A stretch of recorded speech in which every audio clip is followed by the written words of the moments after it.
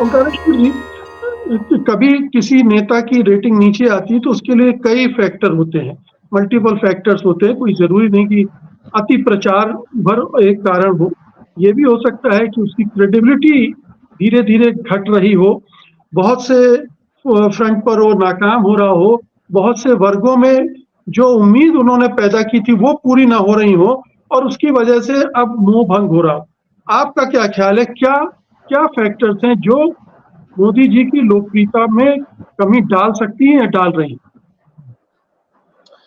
देखिए, अंग्रेजी में कहा जाता है कि too much of publicity is bad publicity, is a negative publicity. तो जब टू मच पब्लिसिटी हो रही है, हो जाती है, तो लोगों को ऊब ऊब होने लगती है, उससे उबकाई होने लगती है। अरे यार, बहुत हो गया, बहुत हो गया। एक पुरानी फिल्म में मुझे याद है, एक सीन आता है, जब एक विलेन वो जो चाहता है कि सत्ताधारी दल का व्यक्ति हार जाए, और वो देखता था कि उसके सपोर्टर्स की बड़ी क्राउड है, तो वो उसी क्राउड में जाता था और सबको कहता था कि इसी को वोट देना, और दो एक लोगों को डंडा भी लगाता था कि वोट इसी को देना, जिताना इसी को है। अब वो फेवर वाली भीड़ जो है वो निगेटिव में बदल जाती कि भाई ये क्या कर रहे हो। आज जो ईडी और सीबीआई का डंडा चल रहा है ना, वो फेवर वाली भीड़ आपके खिलाफ हुई जा रही है, ये आपको पता नहीं। दूसरा, आपने सीएसडीएस के आंकड़ों की बात की, मैं आंकड़ों में नहीं जाना चाहता, लेकिन एक आंकड़ा मुझे याद आता है। 2004 में इसी सीएसडीएस लोक नीति ने अटल बिहारी वाजपेयी की सरकार को 48% की रेटिंग दी थी। ठीक है, उस समय की कांग्रेस की कोई रेटिंग खास नहीं थी, बहुत नीचे थी। उस 48 के बाद अभी उसने जो रेटिंग दी है इस सरकार को, बीजेपी को, वो 44 है। आप 48 कहां गिन रहे हैं मुझे नहीं मालूम, लेकिन मैंने जो पढ़ा है, देखा है। सरकार की नहीं, व्यक्ति की आप कर रहे हो, आप व्यक्ति की कर रहे हो, और मैं पार्टी की कर रहा हूँ। वो पार्टी की उसने, मैं आज बात कर रहा हूँ केवल मोदी जी की, उनकी रेटिंग लेकिन की, उस दोनों मिली हुई चीजें हैं, मिली हुई चीजें हैं। उस समय अटल बिहारी वाजपेयी जैसा चेहरा, जब पार्टी की रेटिंग 44 पर आ जाती है, और तब भी वो कांग्रेस की रेटिंग से काफी आगे थी, और वो हार जाते हैं, उस इंडिया शाइनिंग के लगभग आसपास आज मोदी की गारंटी, जैसा हमारे पहले के वक्ता कह रहे थे, कि सतीश जी कह रहे थे कि वो दरअसल मोदी और मोदी की गारंटी, और वो है। फैक्ट ये है कि आप बीजेपी का घोषणा पत्र पढ़ें तो वो बीजेपी का घोषणा पत्र नहीं है, मोदी की गारंटी नाम से, शीर्षक से, और आप 60 पन्नों में देखेंगे तो 50 से ज्यादा तस्वीरें हैं, उन पे फोकस्ड है।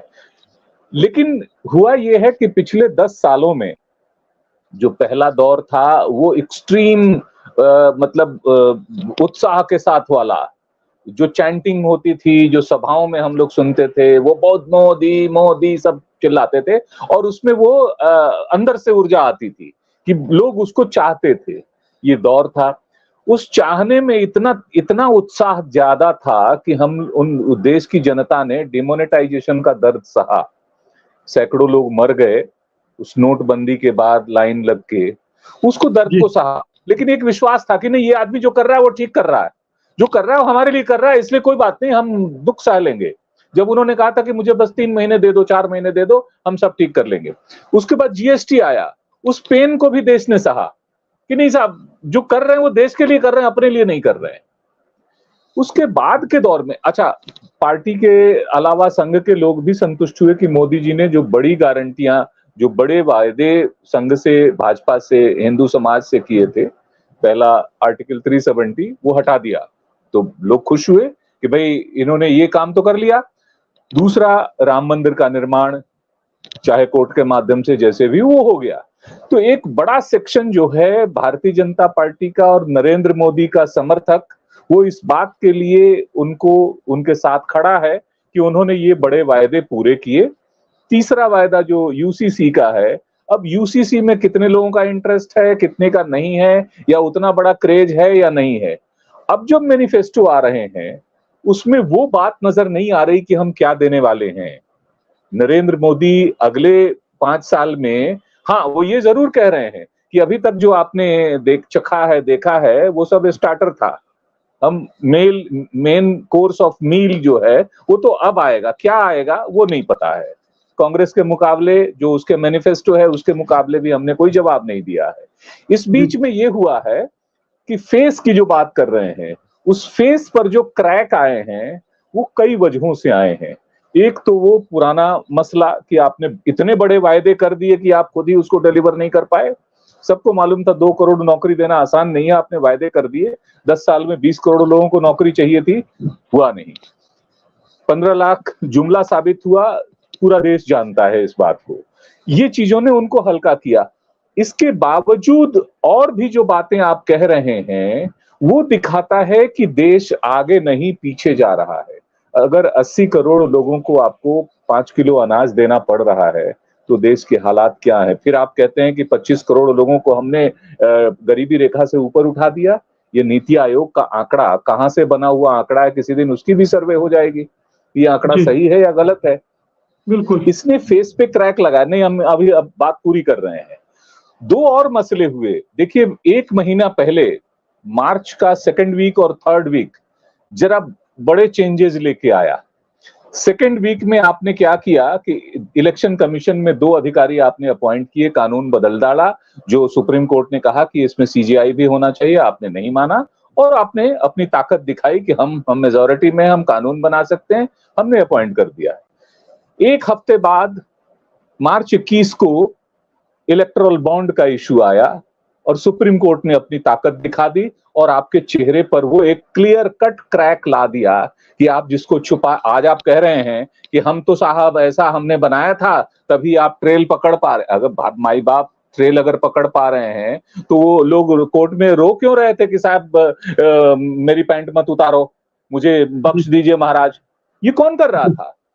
एक आखिरी बात, जो भ्रष्टाचार के मुद्दे पे परिवारवाद की बात भी खत्म हो गई, क्योंकि आपने परिवारवाद की बात कही और हाउस में लोगों ने कह दिया कि आपके परिवार में, एनडीए परिवार में कितने लोग परिवारवादी हैं। उस पे उनको तो बचाव की मुद्रा में जाना पड़ा। पहली दफा he was defensive in the house of the Lok Sabha, upper house perhaps, Rajya Sabha में। इसमें जो आपने भ्रष्टाचार की कही बात कि हम भ्रष्टाचारियों को वो करेंगे, काला धन लाएंगे, वो तो भूल ही जाइए। भ्रष्टाचारियों पे अभियान चला रहे हैं। पूरी दुनिया जान चुकी है कि सारे भ्रष्टाचारी जैसे ही भाजपा का पट्टा पहन लेते हैं वो सब बिल्कुल क्लीन हो जाते हैं। उससे भी बड़ा इलेक्टोरल बॉन्ड ने खोल दिया आपका घोटाला। तो ये जो क्रैक्स आए हैं, इस क्रैक्स की वजह से अब बात वो नहीं रही है, बहुत कुछ फर्क है। बिल्कुल, ये मैं कहना चाहता हूं। और इसमें एक पॉइंट रह गया है, वो है अडानी के कांड ने, जो हिंडनबर्ग की रिपोर्ट थी, और उसमें भी बहुत सारे क्रैक लाए हैं कि ये कैसे अपने मित्रों को उपकृत कर रहे हैं, सारी चीजें और दे रहे हैं। एक खुलना बाकी है मुकेश जी, एक जो है जो पीएम केयर फंड है उसका मसला खुलना बाकी है कि वो ताले में क्यों बंद है भाई, वो ताले में क्यों बंद है।